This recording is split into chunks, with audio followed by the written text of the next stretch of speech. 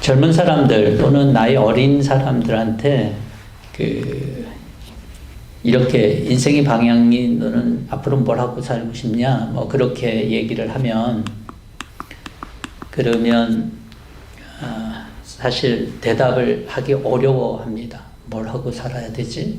뭐 이런 얘기들을 리스폰스로 받는데 그렇다고 또 대학교까지 나왔는데도 뭐 확실한 인생의 방향이 뭔지 또 헷갈려하는 사람들도 많이 있습니다. 아마 이유는 뭐 없어서라기보다도 몰라서일 수도 있지만 때로는 너무 많기 때문에 이 길도 보이고 저 길도 보이고 그래서 사실은 그렇게 마음의 결정을 잘 못하는 경우도 많은 것 같아요. 근데 나이가 들어가다 보면 뭐가 정말 필요한가라고 하는 것이 점점 좁혀지는 것 같아요. 뭐가 진짜 중요하고 뭐가 정말 필요한가라고 하는 것들이 점점 나이가 들면서 그게 좁혀지는 것 같습니다. 그러다가 진짜 죽음의 순간이 오면 확실해지는 이게 진짜 중요했는데 그런 또 후회하는 사람들이 있거나 또는 그 자신의 삶으로 인해서 안심하는 그런 사람들도 보게 됩니다. 오늘 본문의 배경은 모세의 뒤를 이어 이스라엘 지도자였던 여호수아가 이제 나이가 들게 돼요. 그래서 우리가 읽지는 않았지만 23장 1절에 보면 여호수아가 나이가 많이 들었고 늙었다라고 얘기를 하고 있어요. 그리고 14절 오늘 바로 읽은 13절 그 뒷절에 나는 이제 온 세상 사람들이 가는 길로 갈 때가 되었습니다 라고 이 여호수아가 얘기를 해요. 그러니 이 23장은 여호수아의 유언과 같은 그런 말씀이죠. 실질적으로는 23장과 24장 이 모든 것을 우리가 보통 고별 설교라고 그렇게 얘기를 해요. 근데 24장에 여러분들이 매일 성경 묵상에서도 봤겠지만 아마 여호수아 하면 가장 유명한 것 중에 하나가 아마 24장 말씀이 아닐까 싶어요. 24장 15절에 보면 주님을 섬기고 싶지 않거든 조상들이 강 저쪽에 메소포타미아에서 섬기던 신이든지 아니면 당신들이 살고 있는 땅 아모리 사람들의 신들이든지 당신들이 어떤 신들을 섬길 것인지를 오늘 선택하십시오. 나와 나의 집안은 주님을 섬길 것입니다. 아마 이 말씀이 가장 유명한 이 여호수아의 그런 자신의 결단을 나타내는 마지막 때 그 말씀이 아닐까 싶어요. 그런데 그런 결심과 결정은 한순간에 생기는 것 같지 않아요. 보통 우리가 이런 마지막 때 이런 정말 중요한 자신의 결단과 결정은 갑자기 생기는 것이 아니라 모든 과정들을 어떠한 그런 과정들을 거치면서 나오는 것 같습니다. 오늘 24장이 그렇게 결단을 나타내주는 그런 말씀이라면 23장은 그 과정, 어떻게 해서 여호수아는 그러한 결정을 할 수 있었을까라고 하는 것을 얘기해 주는 것인데 오늘 우리가 읽은 8절은 이렇게 얘기를 합니다. 오직 당신들은 지금까지 해온 대로 주 당신들의 하나님만 가까이 하십시오. 라는 이 말씀에 그의 과정이 담겨 있는 것 같아요. 여기 여러분, 저와 여러분들이 쭉 읽었던 그 본문을 다시 한번 보면 당신이라고 하는 말들을 아마 여호수아 자신으로 바꾸어도 전혀 손색이 없는 문장이 됩니다. 당신이 아니라 내가 또는 나 자신에게 대한 그런 여호수아 자신에게 대한 말로 그 당신을 바꾸어도 전혀 그의 믿음의 고백으로서 손색이 없는 그러한 본문이 됩니다. 하나님을 믿는 사람들은 누굴까요? 하나님과 가까이 하는 사람이에요. 하나님께 가까이 한 결과 자신의 인생의 마지막에 확실한 결심과 결단을 갖게 되는 사람들이 하나님을 믿는 사람들의 삶이라고 저는 믿습니다. 오늘 예배를 통해서 여러분 한 분 한 분이 주님과 우리가 아까 찬양을 했던 것처럼 좀 더 내가 더 가까이 주님과 나아갈 수 있는 이 한 시간이 될 수 있기를 바랍니다.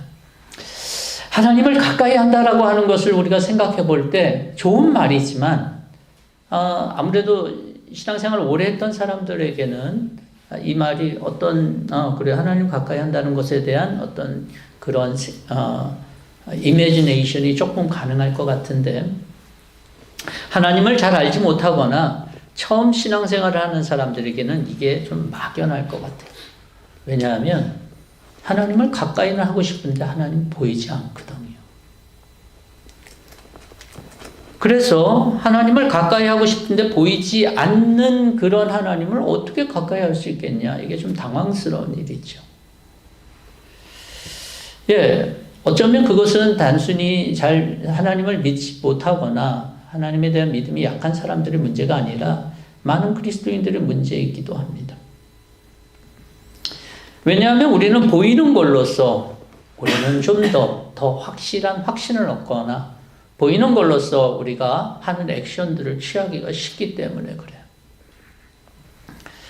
그러면 보이지 않는 하나님 말고 보이는 걸로써 어떤 액션을 취하면 우리가 하나님께 가까이 가는 것인가? 오늘 여호사는 우리에게 이렇게 얘기를 합니다. 7절에 보면 당신들과 이웃한 남아있는 이 사람들과 사귀지 말며 그 신들의 이름을 부르거나 그 이름으로 맹세하지도 마십시오. 그것을 섬기거나 경배하지도 마십시오. 예, 하나님을 가까이 하는 것을 모른다라면 가까이 해서는 안 될 것들을 아는 것, 그것이 하나님을 가까이 하는 방법 중에 하나일 거예요. 왜냐하면 하나님은 하나님 말고 다른 것들을 오늘 이 7절에서 얘기한 것처럼 그것을 예배하거나 그것을 가까이 하는 것들에 대해서 너무나도 하나님은 싫어하시기 때문에 그래요. 당연히 싫어하는데 우리가 하나님을 가까이 할 수는 없겠죠. 오늘 여기에서 그들을 사귀거나 라고 하는 그런 말씀이 나와요. 이스라엘 백성들이 지금 정복하러 지금 나간 거 아니에요? 그리고 그들을 정복했는데 왜 그들을 사귐이 됐을까? 그들을 다스리거나 그들을 밑에 두거나 그래야 되는데 왜 사귐이 됐을까? 이스라엘 백성들은 원래 유목민족이에요. 그러니 가나안 땅에 들어가서 정착하려면 농사를 지어야 되잖아요. 근데 농사에 대해서 이들이 아는 노하우가 있었을까요? 당연히 없었죠. 당연히 노하우가 필요했을 거예요. 전 농사를 지어보지 않아서 모르는데 기농에서 농사를 지어보는 분들을 보면 진짜 첫 해, 둘째 해는 엄청 고생을 하더라고요. 왜 모르냐면, 왜 고생하냐면 몰라서 그렇잖아요. 그죠? 그 땅에 대해서도 모르고 어떻게 해야 될지도 모르고. 근데 누군가가 그것을 도와준다라면 얼마나 고맙겠어요. 이웃이 땅의 토지는 이러니까 이런 비료를 써봐요. 또는 누군가가 이때는 이거를 해보는 게 좋을 것 같다라고 작물을 얘기해 준다. 그럼 얼마나 도움이 되겠어요. 여러분 그걸 생각하시면 될 것 같아요. 이스라엘 백성들이 그 땅에 가나안 땅에 들어갔을 때 그들은 아무것도 몰랐어요. 그러니 그 땅을 잘 알고 있고 그 땅의 농작물을 잘 알고 있는 그런 사람들에게 도움을, 그들의 노하우를 요청하는 게 지혜로운 거 아닐까요? 근데 문제는 여기 있어요. 당시에 이 농작은요, 이 농사를 하거나 경작을 하는 이 모든 것들은 신에 대한 제사와 관련이 있어요. 왜냐하면 비를 내리는 것도 신이었고 해를 비춰주는 것도 신이었고 그들이 달래기 위해서 모든 농경을 위한 기초는 뭐였냐면 이 우상에 대한 그런 예배였어요. 그러니 노하우를 알기 위해서는 여러분 다른 신을 예배할 수밖에 없는 어떤 그런 우상 숭배를 할 수밖에 없는 그런 상황이 됐기 때문에 하나님께서는 이런 말씀을 또는 여호수아는 이런 말을 이 백성들에게 그렇게 하는 거죠. 팀 켈러 목사님, 돌아가신 팀 켈러 목사님의 내가 만든 신이라고 하는 책에서 팀 켈러 목사님은 우상을 이렇게 정의합니다. 하나님만이 주실 수 있는 것을 다른 데서 얻으려 한다면 그것이 바로 우상이다 라고 그렇게 얘기를 해요. 그렇다 그러면 내 안에도 우상이 자리 잡을 수 있겠구나 라고 생각할 수 있을 것 같아요. 저것만 있으면 내 삶이 의미 있어지고 나는 가치 있는 사람이 될 거야. 내가 좀 더 중요한 사람이 되고 내 삶이 안정감이 들 거야 라고 생각되는 것. 뭔가 있어야지만 행복하다라고 하는 것. 하나님 외에 하나님보다 더 중요하게 내게 그것이 있으면 행복할 것이다 라고 하는 것들이 바로 가짜신 우상이다라고 하는 말이에요. 왜냐하면 그것 없으면 못 사는 게 바로 우상이기 때문에 그래요. 이스라엘 백성들이 그랬어요. 그곳에서 사는 동안에 저들의 노하우가 없으면 나는 살아남지 못하겠구나 라고 하는 그런 생각을 갖고 있는 사람들은 그들과 사귀고 그들을 받아들이고 그들을 무찌르고 그 땅을 정복해야 되는데 그들을 무찌르지 않고 함께 살았다는 거예요.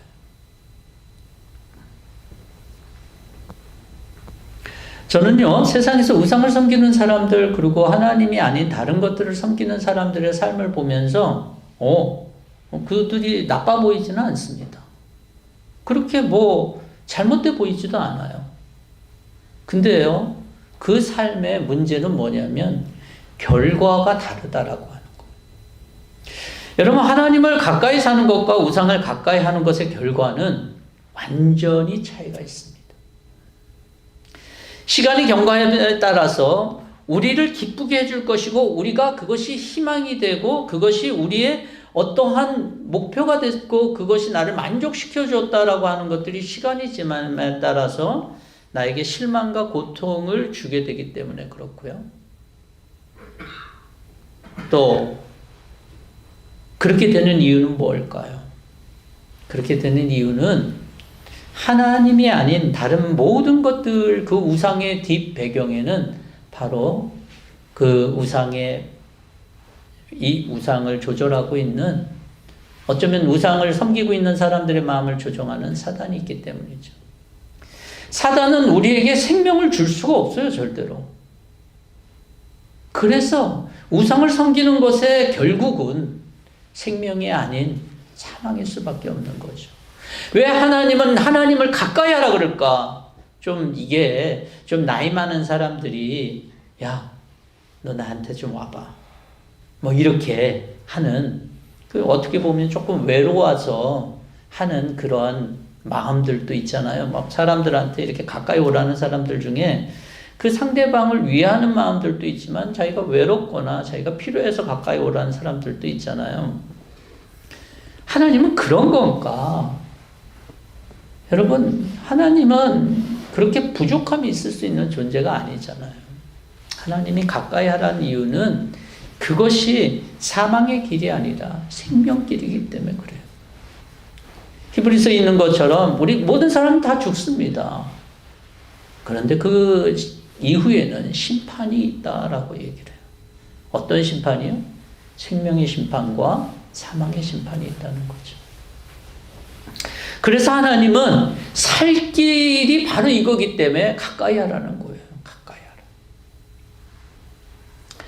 여러분, 근데 이 가까이 하라고 하는 이 단어가요, 뭐냐면 히브리어로 다바크라고 하는 단어인데, 제가 룻기 설교할 때 한번 이 다바크라고 하는 단어를 말씀드린 적이 있었어요. 첫째 며느리 룻과 둘째 며느리 오르바가 있었어요. 같이 맨 처음엔 쫓다가 어머니가 야, 이제 너희들은 너희 갈 길 가라 그랬을 때 오르바는 떠나잖아요. 그리고 룻이 어머니를 쫓아갔을 때 표현을 이렇게 해요. 룻은 오히려 시어머니 곁에 더 달라붙었다. 개역성경은 붙쫓았다. 이렇게 했는데 이 달라붙다라고 하는 단어가 다바크라고 하는 단어예요. 어떻게 보면은 가까이라기보다도 붙어있다라고 하는 단어거든요. 하나님께 붙어있어라 이런 얘기예요. 근데 이 단어가 또 어디에도 쓰인다고요? 창세기 2장에 보면 남자가 아버지와 어머니를 떠나 아내와 결합하여 한 몸을 이룬다 할 때 이 결합한다라고 하는 단어가 한 몸을 이룬다라고 하는 이 말이 뜻이 바로 이 다바크라고 하는 거예요. 여러분, 우리에게 살 길이 있다라면 우상에게 껌딱지가 아니라 하나님께 껌딱지가 되어 붙어 있는 것이 바로 살 길이다라고 하는 것을 여호수아가 얘기하는 거예요. 자기가 여태 평생 동안에 하나님을 가까이 해야 되는 이유는 바로 하나님만이 선택한 길이 바로 그에게 생명길이 됐기 때문에 그는 하나님을 가까이 하라라고 사람들에게 얘기하는 것입니다. 여러분, 우리가 하나님을 가까이 한다라고 그랬을 때 어떤 것을 좀 생각할 수 있을까요? 그러면 보이지 않는 하나님이시지만 성경에서 얘기한 대로 우리는 어떤 하나님을 믿냐면요, 인격적인 하나님을 믿어요. 기계적인 하나님 아니에요. 예. 때로는 그게 기계적이라면 우리 인간들을 다 그냥 멸하시거나 한편으로 사랑할 사람들만 사랑하시거나 그래야 되는데, 멸해야 될 존재들도 하나님께서는 사하시고, 또 때로는 하나님이 선택한 백성이라도 하나님은 어떻게 하셔요? 벌하시기도 하시고 그러시잖아요. 하나님은 굉장히 인격적인 분이세요. 마치 우리의 살아계신 아버지와 어머니, 물론 그분들은 부족한 게 많지만 완벽한 존재로서 인격적인 분이세요. 인격인 존재들의 특징은 뭔지 아세요? 같이 함께 만나야지만, 시간과 공간을 공유해야지만 가까워진다라고 하는 특성이 있어요.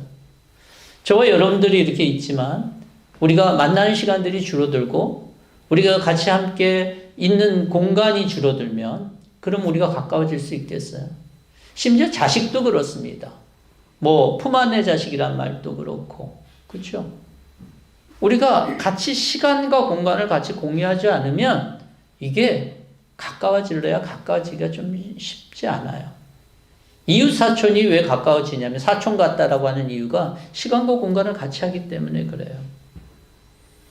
여러분, 우리가 하나님을 어떻게 가까이 할 수 있을까요? 여러분들의 시간과 공간 속에서, 시간과 장소 속에서 하나님과 같이 함께하는 시간, 하나님과 함께하는 장소가 여러분들에게 필요하다라고 하는 거예요. 시간적으로 하나님을 가까이 할 수 있는 것이 어떻게 보면 시간의 횟수와 길이를 또한 말하기도 합니다. 여러분들 한번 돌아보면서 여러분이 정해진 시간에 성경을 읽거나 성경을 묵상하거나 또는 뭐 새벽 기도 시간이든 자신의 개인 기도 시간이든 기도를 하거나 그러는 시간들이 더 많거나 더 길면 여러분들이 하나님을 가까이 하는데 도움이 될 수 있습니다. 어떤 사람들은 교회에서 또는 또 하나님과 가까이 하는 시간들을 이제 어쨌든 교회에서 보내는 시간들이 좀 될 수 있잖아요. 그런데 그런 것들로 시간을 같이 함께 하라고 그럴 때 어떤 분들은 하나님과 가까이 하는 게 아니라 사람들과 가까이 해요. 근데 그것은 도움이 되지 않습니다. 왜냐하면 사람들은 결국은 내가 원하는 대로 사람이 이렇게 되는 것이 아니에요. 저는 이 사람을 우리가 참, 아마 여러분들도 그렇겠지만 사람을 우리가 잘 믿을 수가 없잖아요. 그렇죠? 가장 가까웠다고 하는 사람들도 벌어지고 그러는 게 사람이기 때문에. 근데 어떻게 보면은 우리가 여기 교회에 와서 또는 하나님과 가까이 시간을 보낸다 그러면서 사람과 가까워지거나 이러는 것들은 굉장히 그래서 위험할 수 있다라고 하는 거예요. 사람들에게 실망하고 사람들 때문에 괴로움을 겪을 수도 있기 때문에 그래요. 그래서 우리는 하나님과 가까이 할 수 있는 시간과 횟수를 많이 갖되 그 시간이 정말 하나님께로만 집중할 수 있는 시간이 될 수 있는 그러한 우리의 마음이 되어야 될 거예요. 그래서 야고보서 4장 8절 이렇게 우리에게 얘기해요. 여러분들도 아마 말씀을 드리면 잘 할 거예요. 하나님을 가까이 하십시오. 그리하면 하나님께서 가까이 오실 것입니다. 네. 하나님을 가까이 하십시오. 그럼 하나님 가까이 오실 거라. 또 공간적으로는 어떨까요? 예, 우리가 공간적으로 인격적인 관계들은 공간적으로 가까워지면 좀 가까워져요. 예, 가족이 가까운 이유는 그렇게 싸우다가도 또 누구보다 또 가까운 사이가 돼요. 이 공간에 그런 시간들이 많기 때문에 그래요. 공간적인 거리가 마음의 거리와 비례한다는 말도 있어요. 예. 제가 이번 주에 만난 어떤 목사님, 도와주려고 목사님 만났는데, 그 아래층에 이제 그 자녀가 살아요. 예. 손주하고. 근데 이제 목사님 사모님이 2층에 살고 손주를 돌봐주시면서 계세요. 그 아들은 2세예요. 여기서 태어난 2세지만, 아무래도 가까이 있고 손주가 매개체가 돼서 이 공간적으로 가까우니까 가까울 수밖에 없다라고 하는, 물론 아쉬운 면도 있지만 좀 더 가까울 수밖에 없다는 얘기를 하시면서 그래도 그게 참 감사하고 고맙다라고 하는 그런 얘기를 하셨어요. 여러분, 때로는 어떤 이웃들이 때로는 가족보다 더 가까워질 때가 있잖아요. 이 공간적으로 가까운 시간들 또는 가까운 장소와 시간들을 가졌기 때문에요. 피 한 번 안 섞인 부부들도 오랜 세월 같이 지내면서 우리가 어떻게 보면은 그 한 몸이 되는 어떤 그런 일들도 있잖아요. 신앙생활도 마찬가지인 것 같아요. 공간적인 면에서 하나님과 가까이 하는 그런 시간들, 그러한 어떤 것들이 우리 가운데 필요한 것 같아요. 하나님을 만날 수 있는 장소에 오는 것을 말하고 있는 거예요. 여러분, 하나님은 우리가 만날 수 있는 장소에 꼭 오지 않아도 하나님 계시잖아요. 어디든나 계시잖아요. 그렇잖아요. 예.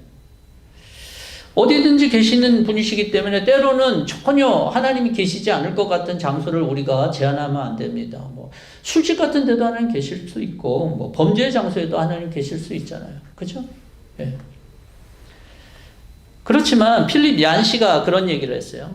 뜻밖의 장소에 만난 하나님이라는 책에서 하나님을 거부하면서 도망하는 그런 곳에서 하나님의 나라를 위해서 기도할 것이라는 T.S. 엘리어트의 그런 얘기를 인용하는데, 즉 하나님을 도망하는 그곳, 전혀 하나님이 없을 것 같다고 하는 그곳에서 하나님이 하나님의 나라를 이루어간다라고 하는 어떤 그런 하나님의 임재의 그러한 하나님이 계시는 장소로서의 엘리어트의 얘기는 어떻게 보면은 우리가 이해가 될 것 같으면서 잘 이해가 안 되는데, 그 이해를 돕기 위해서 우리 성경 속에서 여러분 요나라고 하는 사람을 보면 알아요. 요나가 그의 인생 속에서 가장 하나님의 역사를 진하게 느낀 곳은 어디였냐면 물고기 뱃속이었거든요. 전혀 그곳은 하나님이 있을 수 없다라고 생각할 수 있는 그런 수월과 같은 그러한 곳이었거든요. 지옥과 같은 그런 곳이었다고. 근데 그곳에서 그런 하나님을 진하게 만나요. 예. 여러분, 하나님은 공간적으로 어디나 계시지만 하나님은 인간에게 하나님을 만나기 위해서 특별한 장소를 허락하셨다라고 하는 거예요. 구약에서는 그것이 성소였고 그것이 성전이었어요.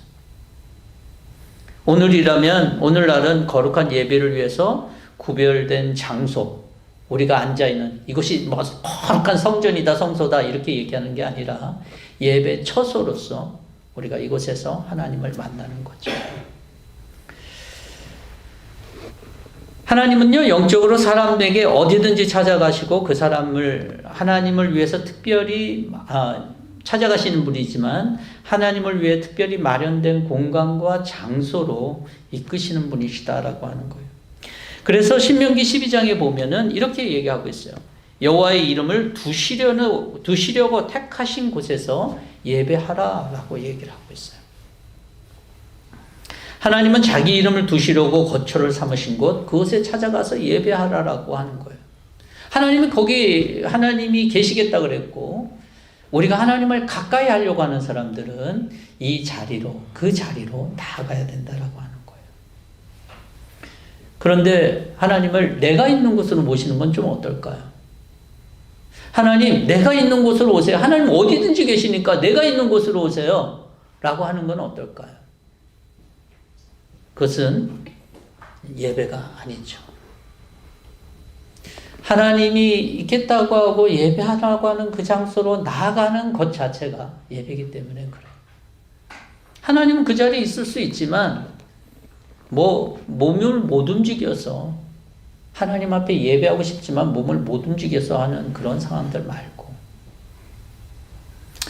그래서 제가 여러 번 얘기를 했는데, 우리가 방송으로 하나님을 예배하는 것은 하나님을 내 자리로 오게 하는 굉장히 이렇게 예의에 어긋난 그런 행위이기 때문에 사실은 좋은 것은 아닙니다. 하지만 우리가 지난번에 코로나 이후로 어쩔 수 없어서 우리가 그렇게 했는데 그것이 이미 익숙한 사람들도 있어요. 근데 그것은 좋은 방법은 아니에요. 물론 어떤 연구나 무슨 자기가 공부하기 위해서 그렇게 할 수 있죠. 성경적인 연구나 그런 것들을 위해서. 근데 그것은 예배가 아니죠. 예배는 하나님이 정하신 곳으로 내가 나아가는, 그래서 하나님을 가까이 어프로치 하려고 하는 것이 필요하다는 거예요. 여러분, 쉬고 싶을 수도 있지만 하나님의 말씀을 듣고 예배하기 위해서 교회를 찾고 가까이 하고, 하나님의 말씀을 또 연구하기 위해서 교회를 찾고, 찬양과 경배를 위해서 교회를 찾고, 때로는 더 깊은 기도와 하나님의 만남을 위해서 교회를 찾고, 또는 때로는 어떤 분들은 기도원 같은 데를 가기도 하고, 그만큼 주님과 가까이 한다라 그런다면 하나님은 아까 야고보서 말씀처럼 우리를 가까이 해주실 것이다 라고 하는 거예요.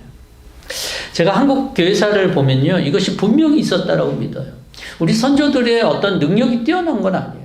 그런데 그들은 늘 가까이 하려고 하는 마음이 있었어요.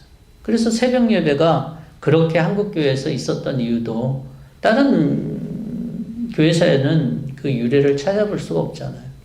하나님을 가까이 하려고 했던 우리 믿음의 선배들의 그런 열정들, 그걸 통해서 그들이 얼마나 큰 복을 받았고 그들의 영혼에 큰 은혜를 받았는지를 우리는 잘 알 수 있습니다.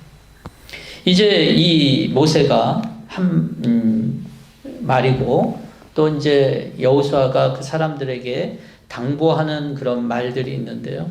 그것은 뭐냐면 이것입니다. 어떻게 보면 우리가 하나님 앞에서 이렇게 말씀을 따라서 살고, 오늘 6절에 있는 것처럼 모세의 율법책이 기록된 모든 것을 담대하게 지키고 행하라라고 하는 거죠. 여호수아 1장에서 모세가 여호수아에게 이렇게 얘기했던 말씀이잖아요. 좌로나 우로나 치우치지 말라고 하는 말씀. 하나님을 또 가까이 한다라고 하는 것은 이런 것들이 있죠. 여러분, 육신에 치우쳐서 육신의 건강, 물질, 이것만 축복의 전부인지 알면 안 됩니다. 그 축복 분명해요.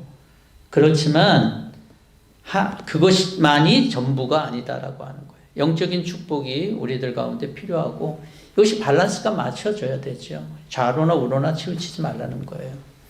그래서 하나님의 말씀을 우리가 집중해서 우리가 바라볼 때 하나님을 가까이 할 수 있다라고 하는 것이 또한 우리가 성경이 오늘 본문에서 보여주고 있는 것입니다. 그런데 여호수아는 여기에 더불어서 하나님 가까이 하는 데 있어서 조심할 것들을 얘기합니다. 그것은 뭐냐면, 여태껏 하나님을 가까이 했던 그런 이스라엘 백성들이 이것을 어기니까 그 결과들이 심상치 않았다는 거예요. 히브리서에서 말씀하시고 있는 것처럼 하나님을 따라가고 하나님을 그렇게 가까이 하려고 그랬고 그랬던 사람들이 중간에서 뒷걸음질 치다가 그 뒷걸음질 치는 그런 신앙의 결과는 굉장히 무섭다라고 하는 거예요. 여러분, 이스라엘 백성들이 하나님과 같이 했어요. 그들이 40년 동안 그렇게, 여기 지금 2세 무리들이, 근데 그들이 만약에 하나님을 가까이 하는 곳에서 뒷걸음친다라면 어떤 결과가 있는가? 그것은 굉장히 무서운 저주일 수 있다라고 하는 거예요. 여러분, 어떻게 보면 오늘날도 마찬가지인 것 같아요. 하나님 앞에 신앙을 가까이 한다고 그러고 열심히 했지만 그 퇴보할 때 이 점은 어떻게 보면 굉장히 비슷하다라고 볼 수가 있어요. 영적인 교제가 단절되고 하나님의 축복도 상실되는 그런 부분들이죠. 10절에 보면은 하나님께서 약속하신 것들을 지키지 않겠다라고 하는 거예요. 여러분, 하나님의 약속은 우리에게 뭐가 되냐면 우리에게 축복이 되는 거 아니에요. 은혜가 되는 것 아니에요. 우리가 여기 와서 우리 자신이 스스로 잘나서 하나님의 은혜를 받는 것입니까? 아니에요. 하나님의 약속 때문에 우리가 은혜를 받는 거죠. 근데 그 약속이 바뀐다면은 약속하신 것들을 하나님께서 그렇게 지키지 않는다라면 우리는 굉장히 곤란한 상황이 될 거예요. 하나님의 약속이 있을 때는 한 사람이 1000병을 추격할 수 있었는데 그것이 아니라 올무와 덫이 되는 그러한 삶이 될 수 있다는 거예요. 하나님의 길을 떠나는 것은 또한 성령을 근심케 하고 또 성령의 사역을 무시하는 행동을 가져온다라고 하는 거예요. 여러분, 우리가 하나님 앞에서 우리가 가까이 하는 것들이 우리가 뒷걸음쳐질 때 오는 것들, 하나님이 주시고자 하는 것들을 결국은 우리가 못 받는 것들이 있죠. 전 삼손에 의해서도 마찬가지인 것 같아요. 하나님께서 이 삼손이 어떻게 살았습니까? 굉장히 하나님의 능력대로 살았는데 그가 뒷걸음쳤을 때 얼마나 그렇게 비참했습니까? 예수님 포도나무에서 가지가 떨어지면 생명력 상실하고 시들어서 버릴 뿐이다 라고 얘기하고 있어요. 오늘 본문에서 말한 것처럼 우리의 올무와 덫이 될 뿐만 아니라 채찍이 되고 눈에 가시가 되는 그런 고통스러운 삶이 있다라고 하는 거예요. 하나님께서는 그러면 좀 이런 일이 있기 전에 좀 막아주시면 어땠을까요?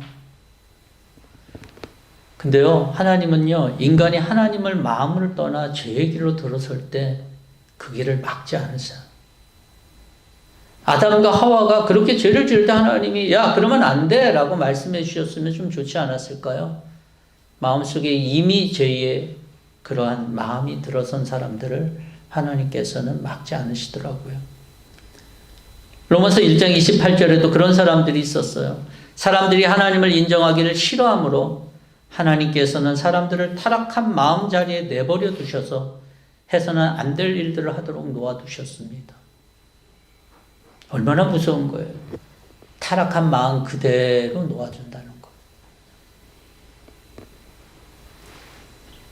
하나님의 약속은 좋은 땅이었는데 불신과 불순종, 하나님을 떠났을 때 그 약속의 결과는 굉장히 무서웠다라고 하는 거예요. 여러분, 말씀을 맺고 싶습니다. 하나님을 가까이 하십시오. 하나님께 붙어 있기를 바랍니다. 그래서 시편 기자는 하나님께 가까이 함이 내게 복이다 라고 그렇게 얘기를 하고 있어요. 그리고 여러분들의 시공간을 한번 돌아보십시오. 여러분들이 말씀을 좌로나 우로나 치우치지 않고 있는지를 돌아보십시오. 그리고 하나님께 가까이에서 하나님의 약속이 이루어지고 하나님의 약속이 유지되는, 그래서 하나님이 우리에게 가까이 하는 그런 축복된 삶이 저 여러분들한테 있기를 주님의 이름으로 축원합니다. 같이 함께 기도하겠습니다.